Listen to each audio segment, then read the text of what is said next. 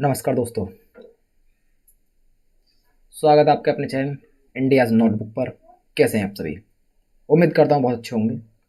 दोस्तों, जैसा कि मैंने आपको कल बताया था कि हमारे यूट्यूब चैनल पर कौन कौन सी क्लास दी जाएगी आपको।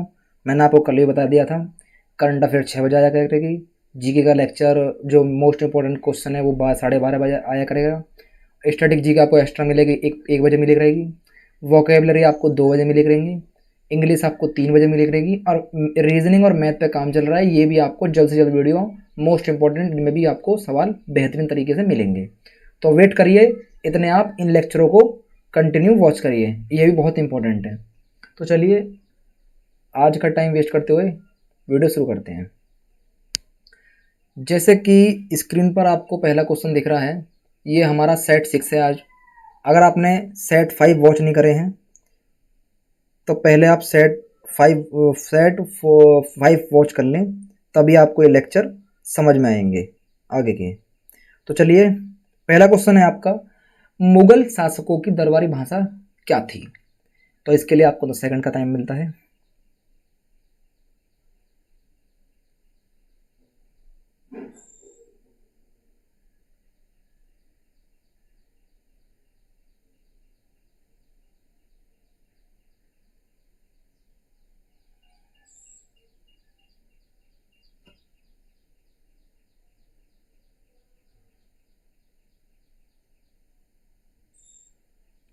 चलिए, तो इसका आंसर आपका हो जाएगा, वो होगा आपका फारसी। क्या होगा?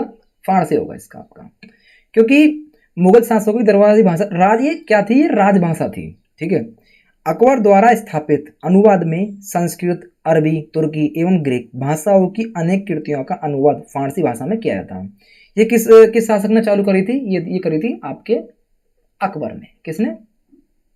अकबर, जिसने काफ़ी काफ़ी चीज़ों की स्थापना करी, जैसे कि फतेहपुर सीकरी में बुलंद दरवाजे का निर्माण करवाया था, दास प्रथा का अंत किया था। ये सब अकबर द्वारा ही कार्य किए गए थे। चलिए, नेक्स्ट क्वेश्चन देखते हैं आपका। नेक्स्ट क्वेश्चन है आपका, महात्मा गांधी का राजनीतिक गुरु कौन था? तो इसके लिए आपको 10 सेकंड का टाइम मिलता है।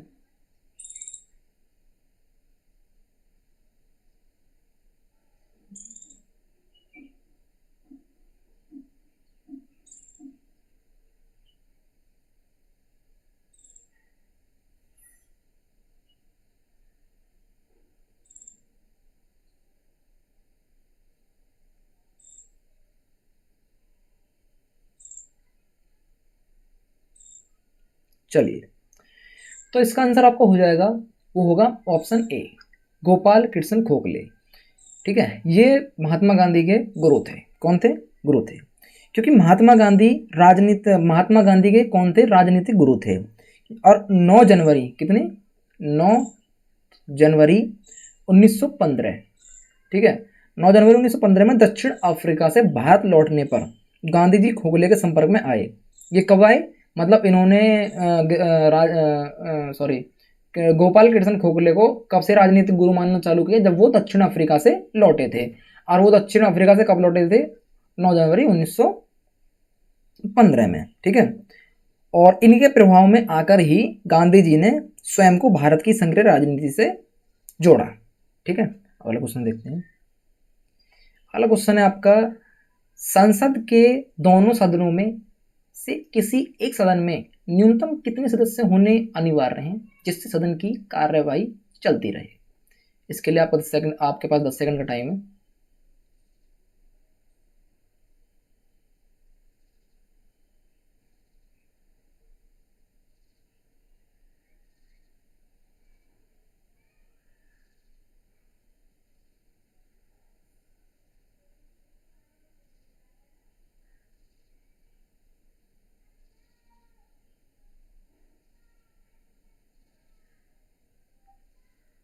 चलिए, इसका आंसर जो आपका हो जाएगा वो होगा ऑप्शन डी, यानी कि कुल सदस्यों का 10वां भाग। कितना? 10वां भाग। ठीक है, क्योंकि संविधान के अनुच्छेद 100 कोष्टक 3 के तहत प्रत्येक सदन के लोकसभा राज्य सभा की कार्यवाही आयोजित करने के लिए आयोजित गणपूर्ति या कोरम कुल सदस्यों का 1/10 क्या है, 1/10वां भाग होती है। ठीक है, अगला क्वेश्चन देखते हैं आपका। अगला क्वेश्चन है आपका, छाया मंत्रिमंडल की रीति कहां से शुरू हुई थी? छाया मंत्रिमंडल की रीति कहां शुरू हुई थी? इसके लिए आपके पास 10 सेकंड का टाइम है।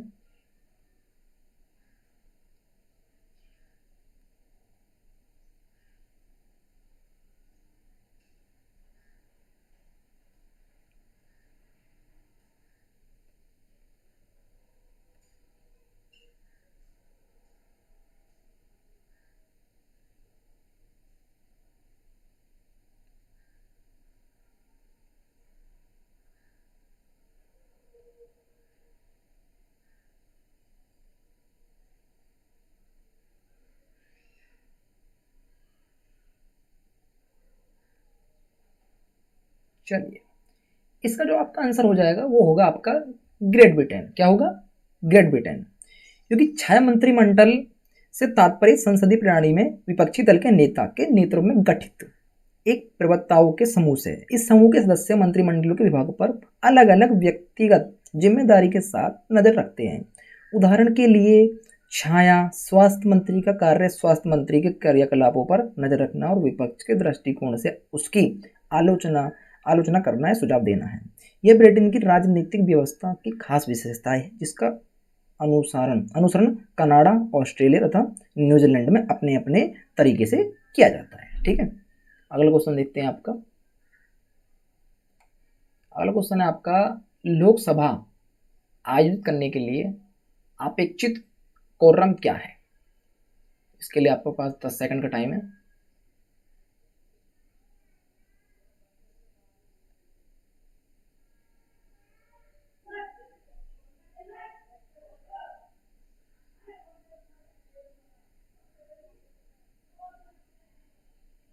चल, ये जो क्वेश्चन आपका आया है ये है आपका एसएससी एमटीएस में। क्या है? एसएससी एमटीएस 2009 में। ठीक है, और ये क्वेश्चन जो मैंने अभी पीछे समझाया था मैंने आपको क्वेश्चन, जैसे कि ये वाला क्वेश्चन देखिए, ये उसी का ही सेम टू सेम हिसाब वो हिस्सा है।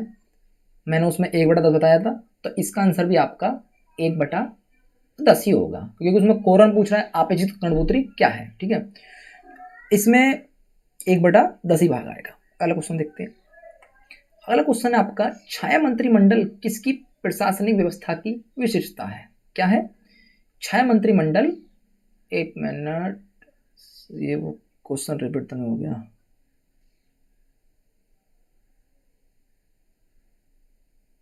नहीं, रिपीट नहीं हुआ। तो इसके लिए आपके पास 10 सेकंड का टाइम है।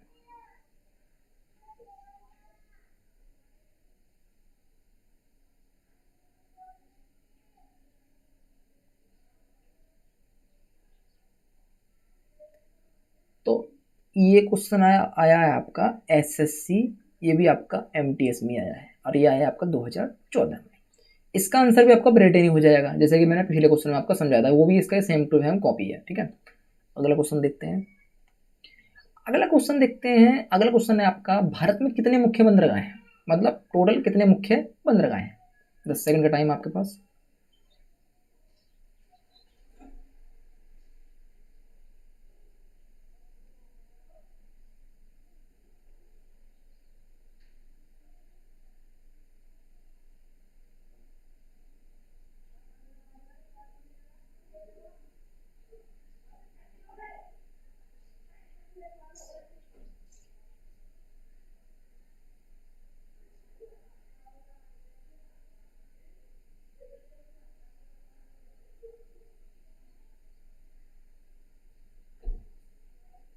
चलिए, भारत में जो टोटल बंदरगाहें हैं वो हैं आपके 12। कितने? 12।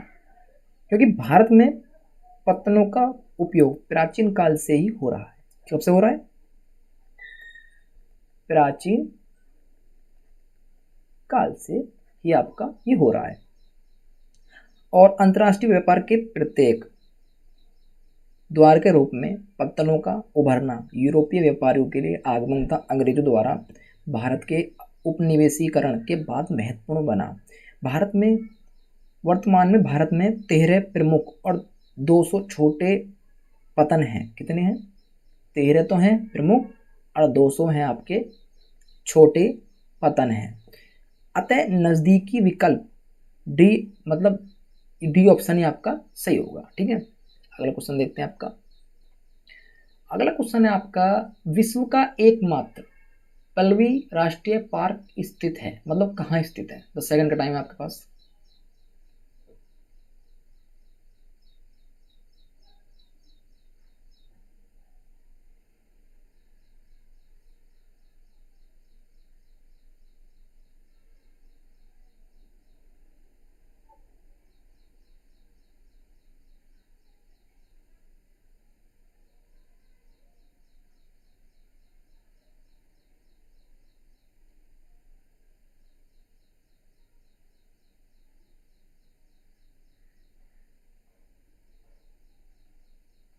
चलिए, ये जो क्वेश्चन आया आपका, ये आया CHSL में।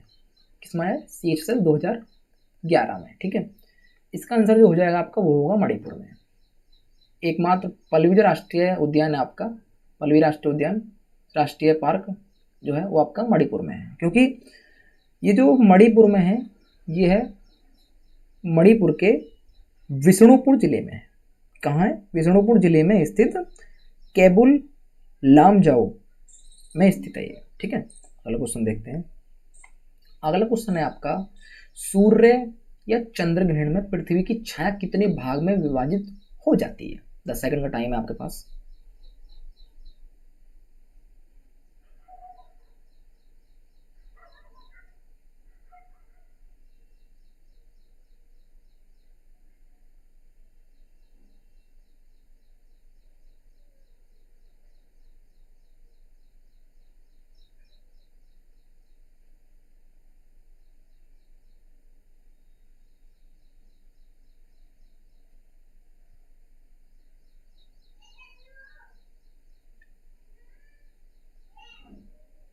चलिए, इसका जो आपका आंसर हो जाएगा वो होगा बी, यानी कि 2 भाग।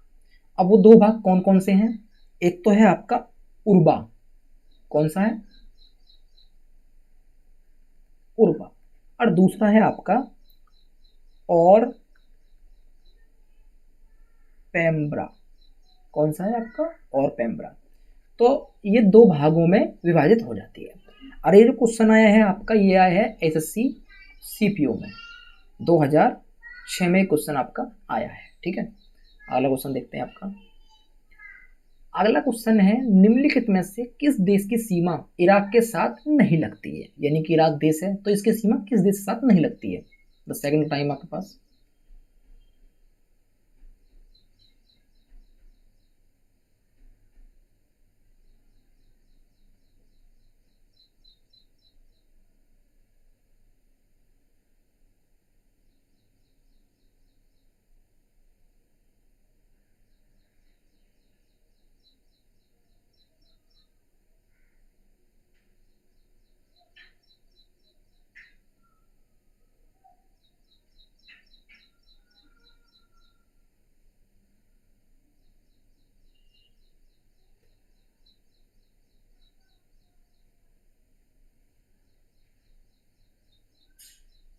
चलिए, इसका जो आपका आंसर हो जाएगा वो होगा आपका लेबनान। क्या है? लेबनान। क्योंकि इराक पश्चिम एशिया का महत्वपूर्ण देश है। किसका है?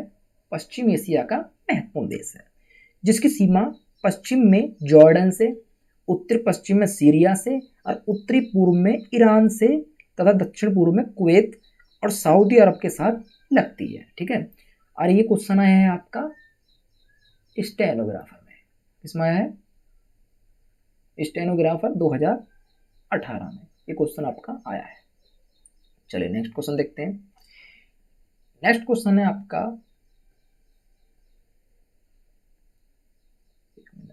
नेक्स्ट क्वेश्चन है आपका, आर्थिक वृद्धि किससे संबंधित है?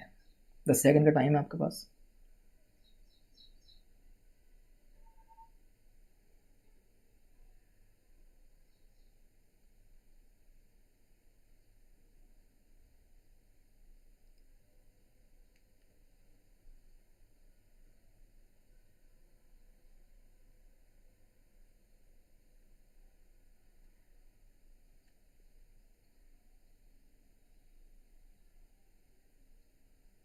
चलिए, इसका जो आपका आंसर हो जाएगा वो होगा ऑप्शन डी, यानी कि किसी अर्थव्यवस्था में कुछ अवधियां तक प्रति व्यक्ति वास्तविक आय की निरंतर वृद्धि हो जाती है।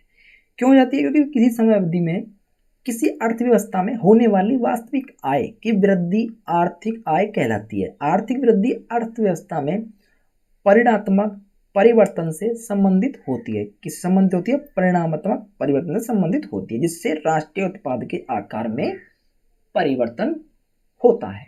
ठीक है जी, ये क्वेश्चन आपका आया है सीजीएल में। एक मिनट, ये है आपका सीजीएल 2014 में। ठीक है, चलिए अगला क्वेश्चन देखते हैं।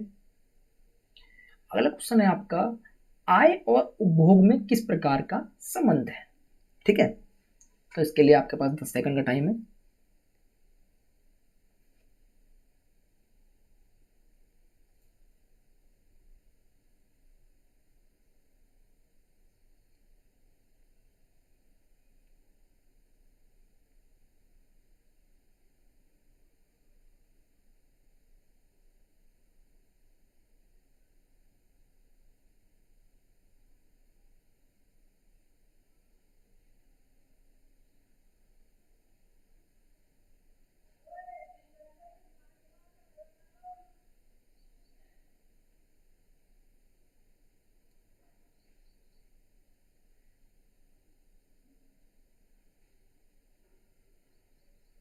चलिए, इसका जो आपका आंसर होगा वो होगा ऑप्शन बी, प्रत्यक्ष संबंध।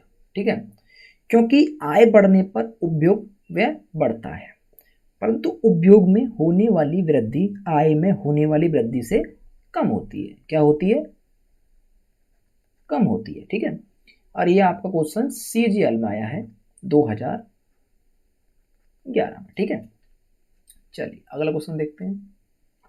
अगला क्वेश्चन है आपका, निम्न में से कौन मलेरिया पैदा करता है? साइंस का क्वेश्चन है, बहुत इंपॉर्टेंट क्वेश्चन है। 10 सेकंड का टाइम है आपके पास।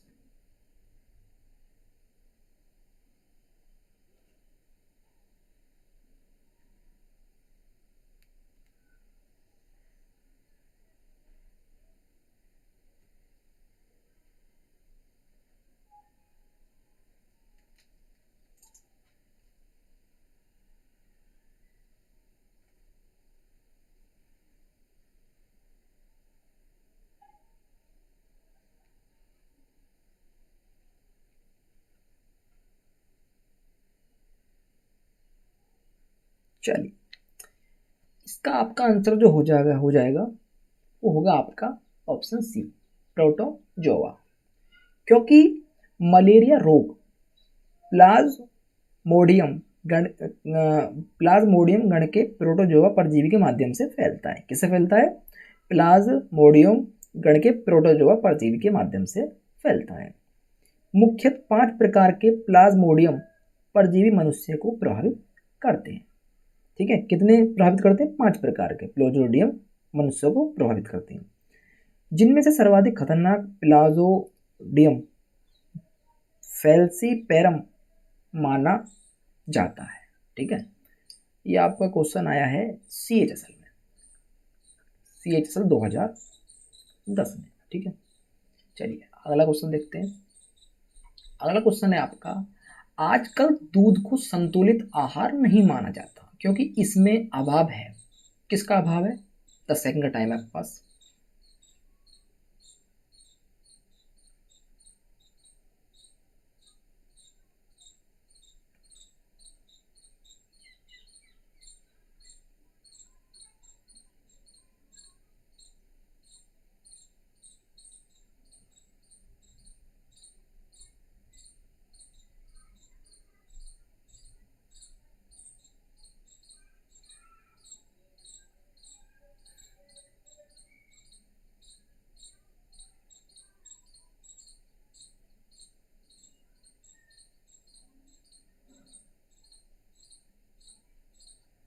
चलिए, इसका जो आपका आंसर हो जाएगा वो होगा आयरन और विटामिन सी का। किसका अभाव नहीं माना जाता है? आयरन और विटामिन सी का, क्योंकि दूध में आयरन और विटामिन सी पर्याप्त मात्रा में उपस्थित न होने के कारण आजकल दूध और संतुलित आहार नहीं माना जाता है। ये क्वेश्चन आया है आपका एसएससी सीपीओ 2005 में। ठीक है, अगला क्वेश्चन देखते हैं आपका। अगला क्वेश्चन है आपका, किसी सहतीर के संतुलन का कार्यकारी सिद्धांत किसका सिद्धांत होता है? 10 सेकंड का टाइम आपके पास।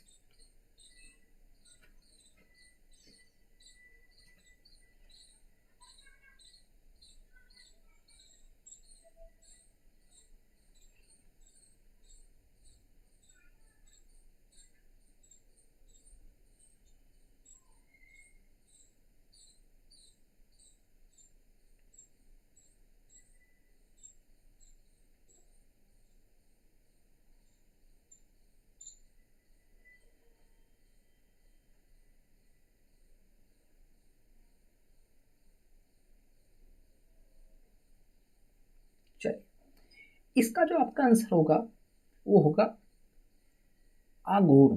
क्या होगा? आघूर्ण। क्योंकि किसी सहतीर का संतुलन, इसके दोनों किनारे बल आपूर्ण के बराबर होगा। किसके बराबर होगा? आपूर्ण के बराबर, यानी कि इसी के बराबर। ठीक है,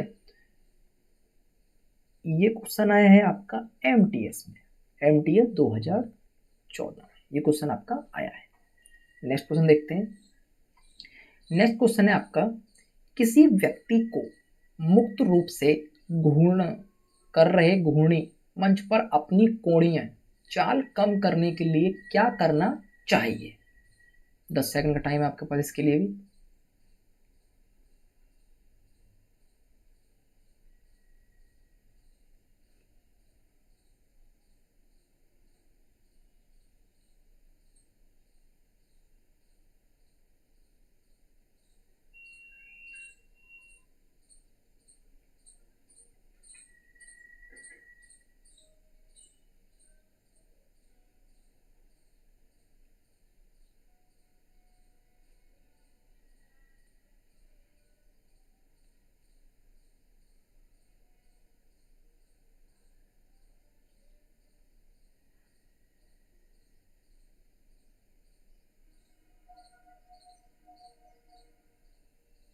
चलिए, इसका जो आपका आंसर होगा वो होगा ऑप्शन सी, यानी कि अपने हाथ बाहर की ओर फैलाते। क्या करना है? अपने हाथ जो है वो बाहर की ओर फैला दे। क्योंकि किसी व्यक्ति को मुक्त रूप से घूर्ण करने पर कर रहे घूर्णी मंच पर अपनी कोणीय चाल कम करने के लिए अपने हाथ बाहर की ओर फैला देना चाहिए। इस परिघटन में क्षैतिज घटक द्वारा प्रदत्त अभिकेंद्र बल पर बल कार्य करता है।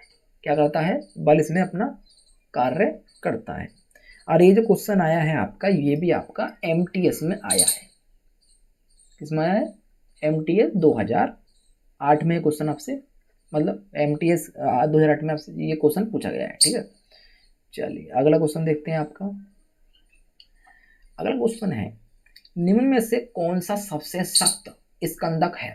सबसे सख्त स्कंदक कौन सा है? आप आंसर में बताइए। 10 सेकंड का टाइम है आपके पास।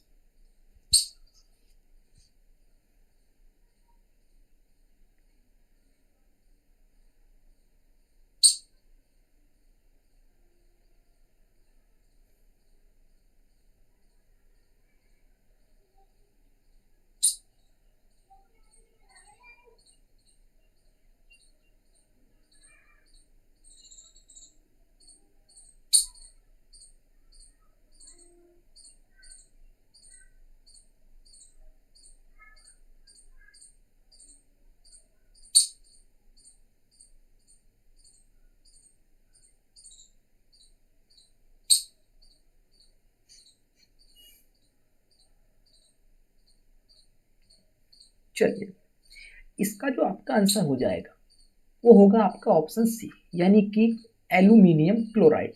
क्योंकि सबसे सख्त स्कंदक एल्यूमिनियम क्लोराइड ही होता है। ठीक है, क्योंकि और इसमें साल के प्रति धनायुओं का स्कंद प्रभाव पर क्रम क्रम मैं बता देता हूँ, Na प्लस कोष्टक mg प्लस प्लस कोष्टक L A plus plus plus, ये इसका वो होता है बढ़ता क्रम। ये क्वेश्चन आपका CHSL में पूछा गया है 2012 में। ठीक है, चलिए अगला क्वेश्चन देखते हैं।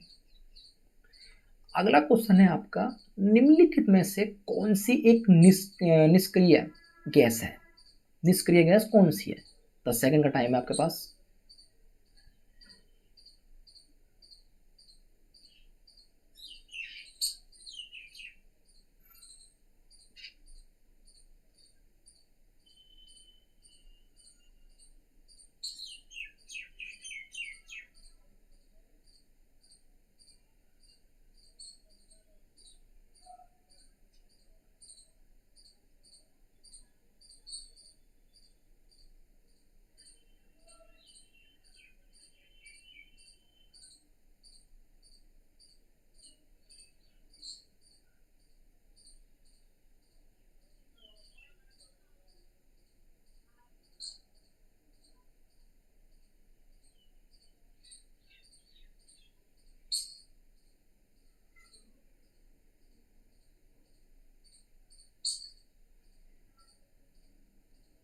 चलिए, इसका जो आपका आंसर होगा वो होगा आपका आर्गन। क्या होगा? ऑप्शन डी आर्गन, क्योंकि आर्गन एक अक्रिय गैस है। क्या है? अक्रिय गैस है। अक्रिय गैस वे हैं जो सामान्यतः रासायनिक अभिक्रिया में भाग नहीं लेती है। किसमें भाग नहीं लेती है? सामान्य रासायनिक अभिक्रिया में, अर्थात ये अधिकांश तत्वों एवं पदार्थों से नहीं क्रिया नहीं करती है। ठीक है, और यह आवर्त सारणी में समूह 18 सदस्य के तत्व हैं। कितने? 18 सदस्य के ये तत्व होते हैं, जो क्रमश हीलियम, आर्गन, क्रिप्टन, जेनन तथा रेडान। ठीक है, ये क्वेश्चन आपका है SSC में आया है, CHSL में। किसमें आया है? CHSL 2017 में, और ये थर्ड शिफ्ट में पूछा गया है आपका क्वेश्चन। ठीक है, चलिए अगला क्वेश्चन देखते हैं। अगला क्वेश्चन है आपका, किस खेल में बुल्स आई शब्द का प्रयोग किया जाता है? स्पोर्ट का क्वेश्चन है, 10 सेकंड का टाइम है आपके पास।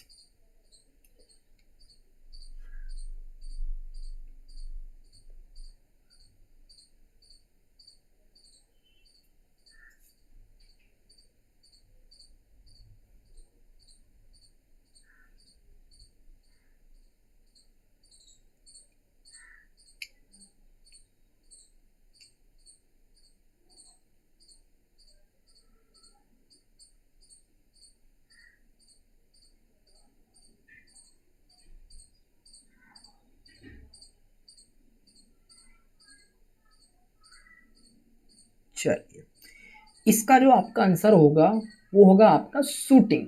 शूटिंग में बुल्स आई का प्रयोग किया जाता है, क्योंकि सिंपल सी बात है, शूटिंग में ज़्यादातर हम एक आंख को मीच के शूटिंग करते हैं, तो उसमें बुल्स, उसे कहते हैं बुल्स आई, क्योंकि उसमें हम एक आंख को मीच के ही तो शूटिंग करते हैं। अगर मान लो हम किसी गोली का निशाना लगा रहे हैं, तो उसमें दोनों आंखों को खोल के तो निशान लगा नहीं पाएंगे, क्योंकि हमें दूर की चीज़ चमक नहीं पाएगी। तो इसलिए उसमें एक आंख मीच के निशान लगाया जाता है, और उसे ही बुल्सआई कहते हैं।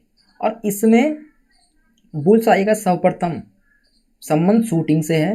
मुख्यतः यह निशाने का केंद्र बिंदु होता है, जैसे कि मैंने आपको बताया अभी। ठीक है, ये आपका जो क्वेश्चन पूछा गया है, ये पूछा गया है आपका CGL 2014 में। कितने में? 2014 में।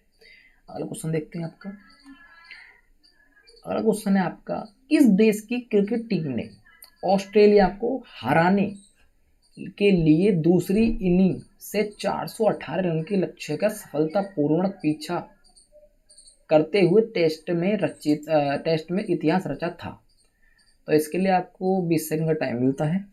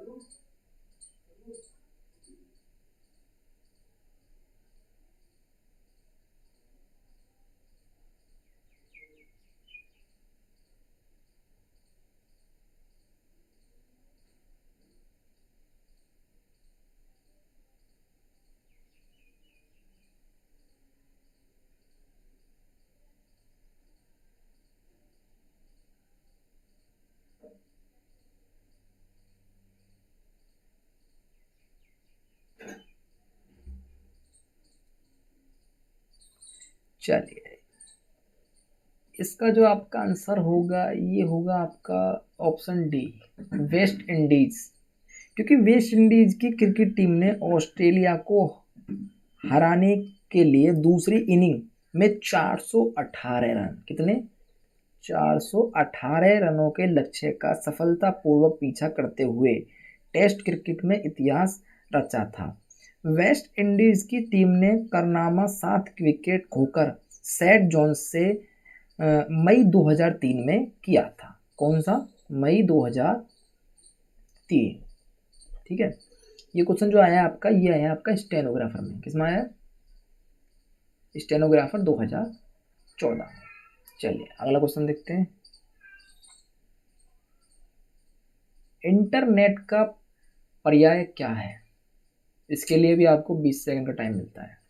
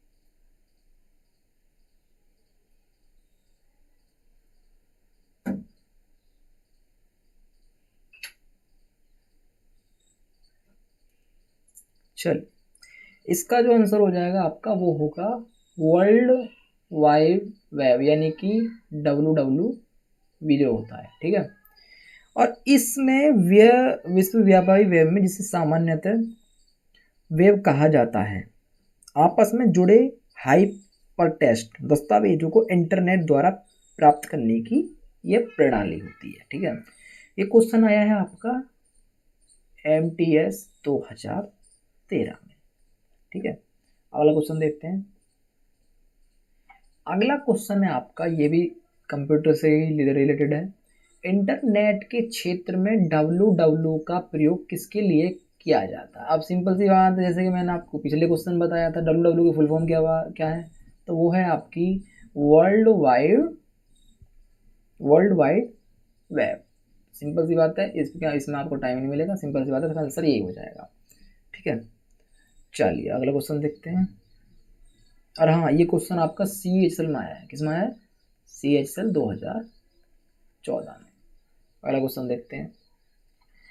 अगला क्वेश्चन है आपका, निम्नलिखित में से किस शताब्दी में उदारवाद का उदय एक पूर्ण राजनीतिक दर्शन विचारधारा के रूप में हुआ था?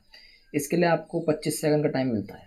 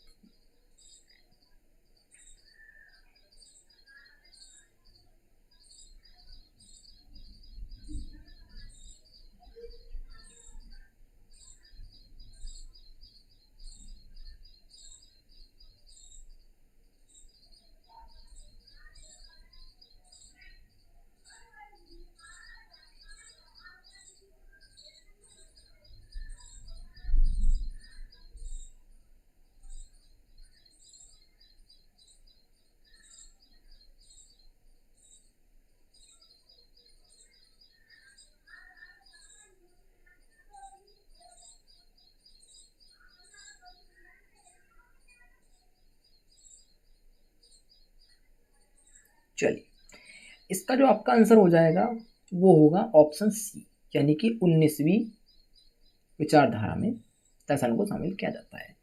ठीक है, जो ब्रेटन द्वारा उदारवाद कहा गया था। किसके द्वारा?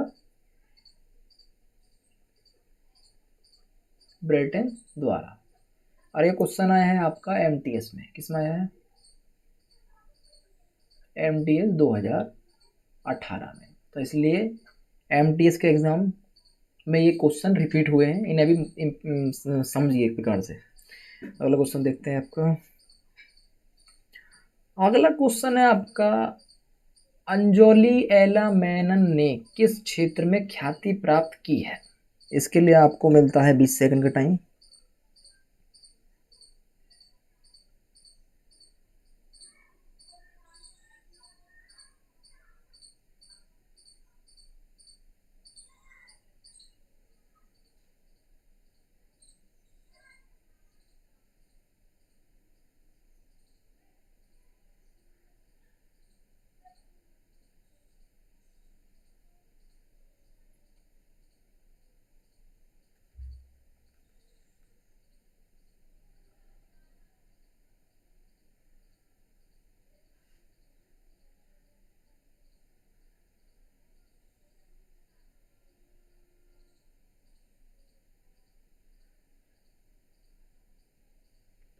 चलिए, इसका जो आपका आंसर होगा वो होगा आपका चित्रकारी। एंजोला एला मेनन जो है ये चित्रकार से संबंधित हैं और इन्हें 2000 में पद्मश्री से भी सम्मानित किया गया था। और ये क्वेश्चन आपका ये भी एमटीएस में ही आपका पूछा गया है, एमटीएस 2006 में। चलिए, आज का लास्ट क्वेश्चन देखते हैं। बहुमूल्य रत्नों में और रत्न काटने की कला में निपुण व्यक्ति को क्या कहते हैं? इसके लिए आपको 30 सेकंड का टाइम मिलता है।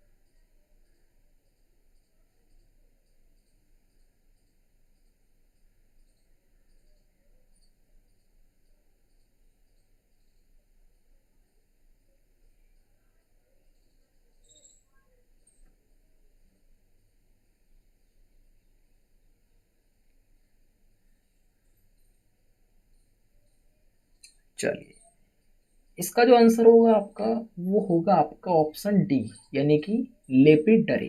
ठीक है, क्योंकि पत्थरों की तराश, रत्न को काटने व अन्य धातुओं को व्यवस्थित तरीके से काटने की कला को लेपिडरी ही कहते हैं। और ये जो क्वेश्चन आया है आपका सीजीएल में पूछा गया था 2008 में। ठीक है, सो फ्रेंड्स, आज का ये हमारा लास्ट क्वेश्चन था। अगर आपको वीडियो अच्छी लगी हो तो वीडियो को लाइक करें, ज़्यादा ज़्यादा शेयर करें और अपने चैनल को सब्सक्राइब करके बेल आइकन को प्रेस करना ना भूलें। तो मिलते हैं आपसे अगली वीडियो में मोस्ट इंपॉर्टेंट क्वेश्चनों के साथ। तब तक के लिए जय हिंद।